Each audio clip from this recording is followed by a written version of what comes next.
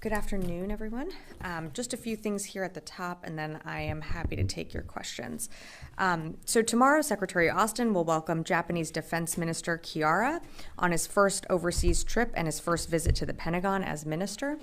The Secretary looks forward to a strong relationship with Minister Kiara and working together to advance one of our strongest alliances.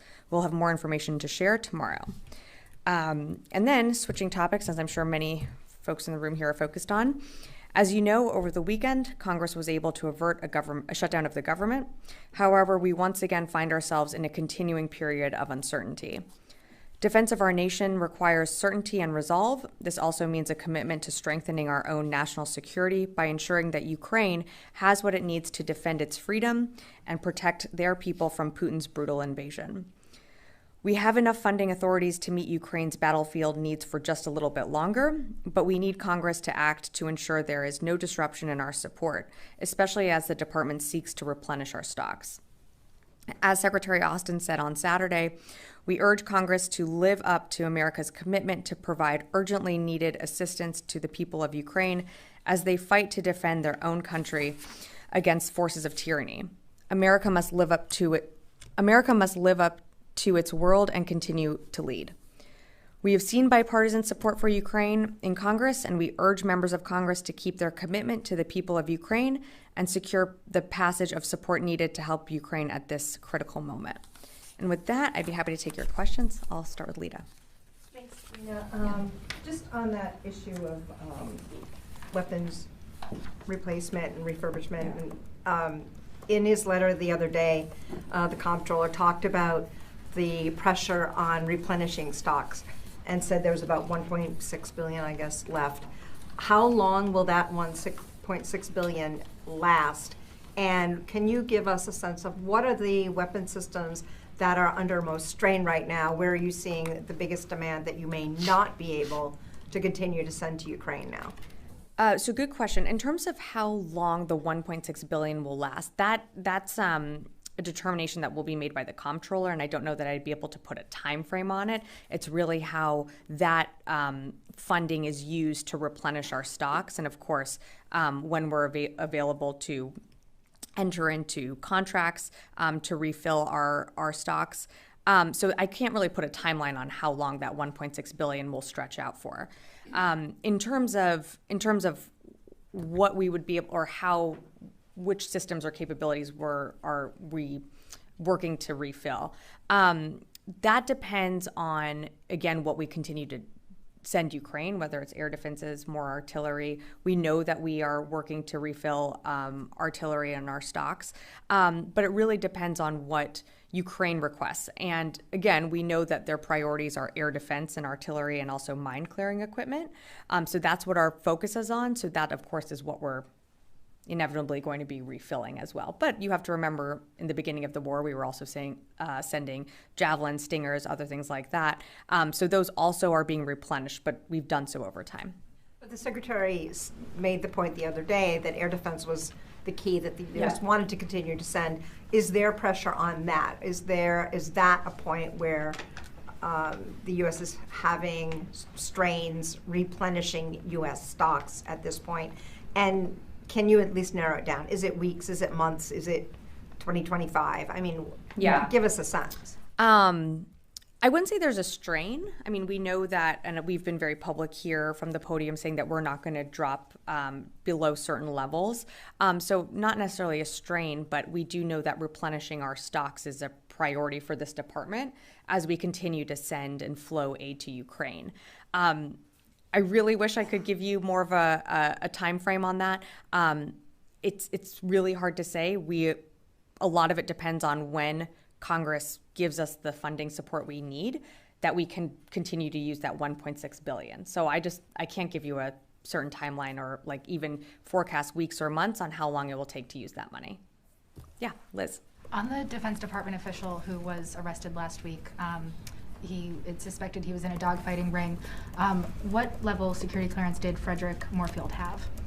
I'm not sure what type of security clearance level he had. That's not something we would give out, as that's something that is individual to, what access that person has. We wouldn't really detail what types of security clearance levels, but we are aware of the criminal complaint, and of course, would refer you to the Department of Justice, as this is an ongoing matter. But he did have a security clearance.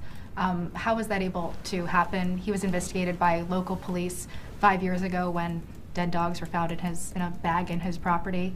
How was that able to happen? Yeah, I don't know the level of clearance that he had. I'm not going to go into more specifics on it. It's an ongoing case. I think these are some things that, of course, will come out in the investigation. I think you raised an excellent point on, why or were behaviors caught when it should have been. That's something that will be revealed, of course, as the Department of Justice leads this investigation. So I'm not going to comment any further. Oren? A follow-up on Lita's question. She asked Sure. about Ukraine replenishment. I'm curious about the flip side of that. You said you have enough funding to meet Ukraine's battlefield needs just a little bit longer. Mm-hmm. What does that mean, and when do we start to see the lack of additional Ukraine funding play out as a detriment to Ukraine on the battlefield? So as you know, we are constantly in contact with the Ukrainians on their battlefield needs. As you've seen from the 47 other packages that we have rolled out over the course of the last year and a half, each package ranges in dollar value. Each package also varies in the capabilities and systems and weapons that we're giving. So it's hard to say how long that additional recalculated PDA authority will go, because it will depend on the package. So again, you've seen some packages that are just over $200 million. You've seen packages that are close to $1 billion. If we have 5 packages that continue to roll out, that's going to be gone pretty quick. So again, I'm hesitant to put on a timeline. We do feel that we have the funding authorities to meet Ukraine's urgent needs right now, but it's not going to be able to sustain us in the long term. We do need Congress to pass a funding bill. Yeah. Dan, and I'll come to you, Laura. Thanks for your time. Wanted to address a point that I think has remained in conflict in the political crisis over the weekend. I think underscored it again, which is that President Biden and the Biden administration has said over and over again that the United States will be there for Ukraine as long as it takes. Mm-hmm. That's usually the phrase we hear. But there are all these other reasons that can be put in jeopardy, including other elections and even political disputes on the Hill over whether or not the fund is. Can you square the circle on that? How can anyone take that as long as it takes seriously, considering all of the other pitfalls here? Yeah, no, I think that's a great question. I think what's important to remember is you've seen bipartisan support for Ukraine on both sides of the aisle. I mean, most recently we had a Republican and Democratic delegation that went to visit Kyiv, that met with leadership there, that saw our weapons and systems that are going in that Ukraine's using. So I think it's important to remember that even though there is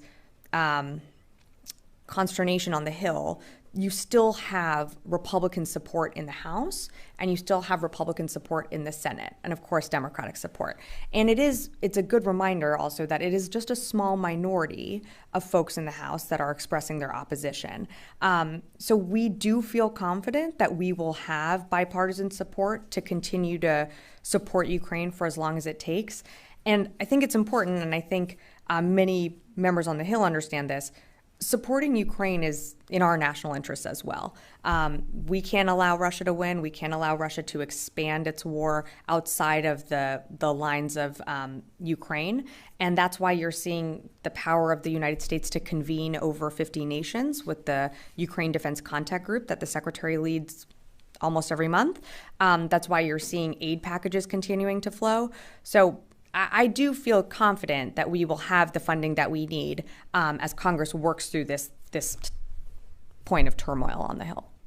If I could follow up on the Moorfield case as well, Sure. that dogfighting case. Yeah. The phrasing of the Pentagon statement yesterday left it a little ambiguous. Mm-hmm. Is he considered still a Defense Department employee? Is he on terminal leave? Is he a former employee? Where does he actually fall at this point? I can confirm that he's no longer in the workplace. I just can't comment any further on this matter as it's an ongoing investigation, so I'd have to refer you to DOJ for more information. Laura, did you have a question? Yes. Yeah. A couple questions. Just on the aid to Ukraine, you said you have enough funding authority to keep the battlefield needs flowing for a little bit longer. Is DoD taking any measures to make that aid, that authority last longer? Is there anything that's going to be delayed to make it last longer? What steps are you taking? So at the moment, I would say no. We're still putting together packages. You're going to see our regular cadence continue, which is usually weekly or every other week, give or take. Unfortunately, even though we are having conversations on the Hill and with the interagency on how we secure more funding for Ukraine, the war is still ongoing, and so the requirements and the needs that Ukraine hasn't changed, and so you're going to continue to see packages. Right now, we're not adjusting anything to maybe have it like dribble out any longer. We're going to continue to flow aid as we can. And is there going to be ATACMS in this upcoming tranche of aid? I don't have any announcement on ATACMS today. Thanks. I'm going to go to the phones and then I'll come back in the room. Jeff Shogel, Task and Purpose. Thank you very much. Is the U.S. military going to send any more forces to Kosovo in light of current tensions there? And does the Defense Department assess that Russia may be provoking tensions between Serbia and Kosovo? Thank you. Thanks, Jeff. I don't have any announcements to make on that or any changes to our force posture, so I'll just leave it at that. In terms of Russia provoking tensions in the region, I mean, we've certainly seen that before, but I don't really have more light to shed in terms of the specifics to what's happening in Kosovo and Serbia. I'll take another question. Heather, U.S.A. Thanks so much. I was wondering if you could give us a battlefield assessment of the current Black Sea fleet.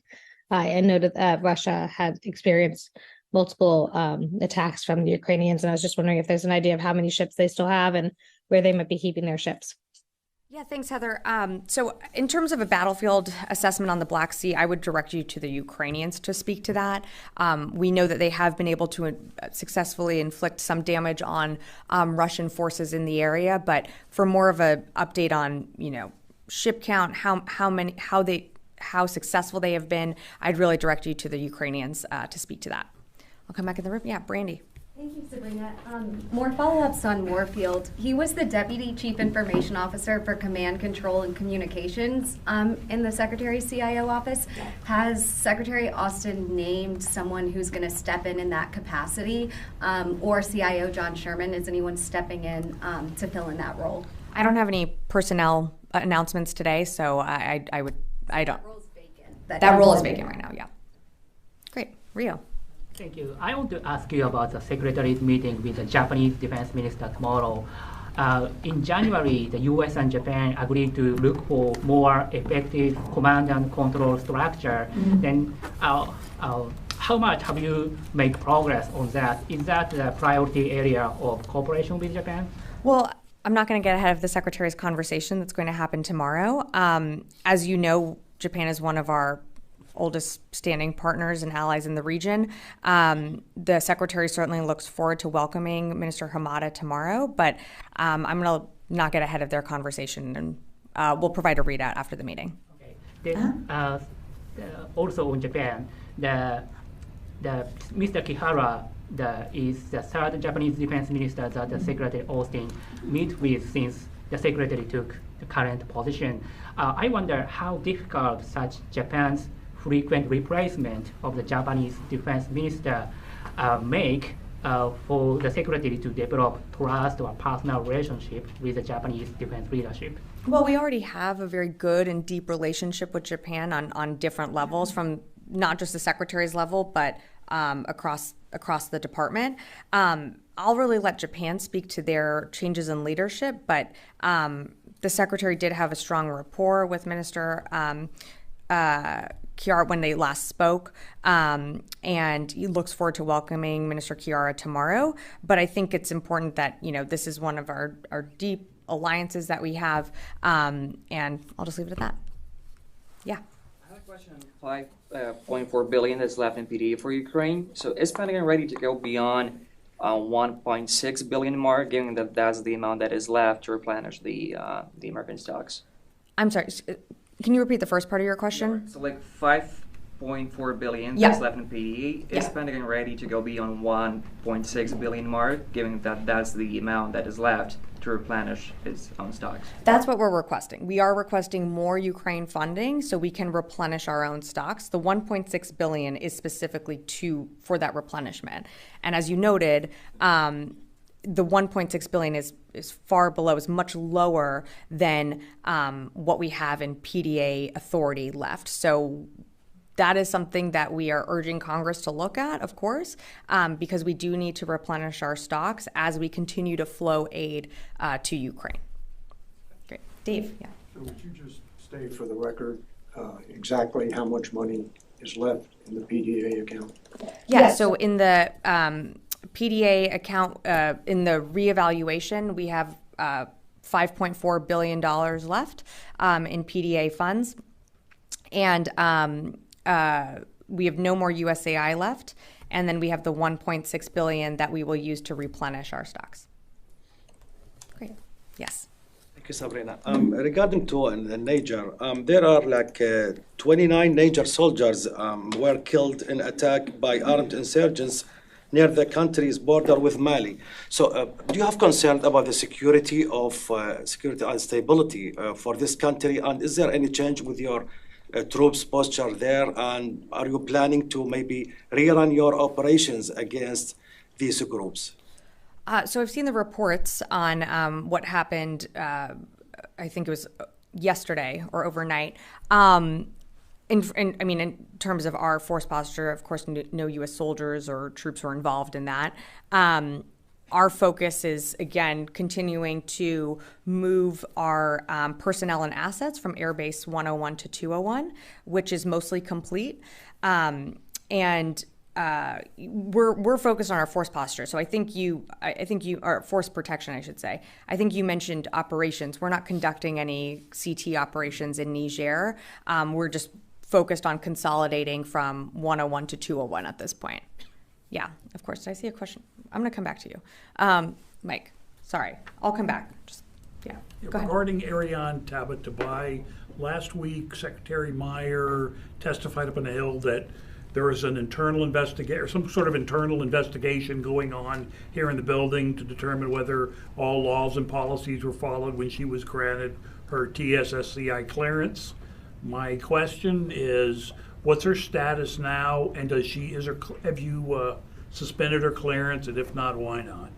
No, we haven't. We believe that she was went through the vetting process. I think there were many questions about that on the Hill. And in the testimony that you referenced, I don't have any more to provide on that.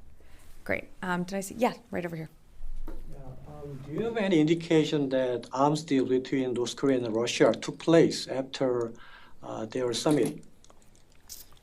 We know that they've been in communication. We would not be surprised if there was a transfer of artillery from North Korea to Russia. We saw the heads of both countries meet and surely discuss that.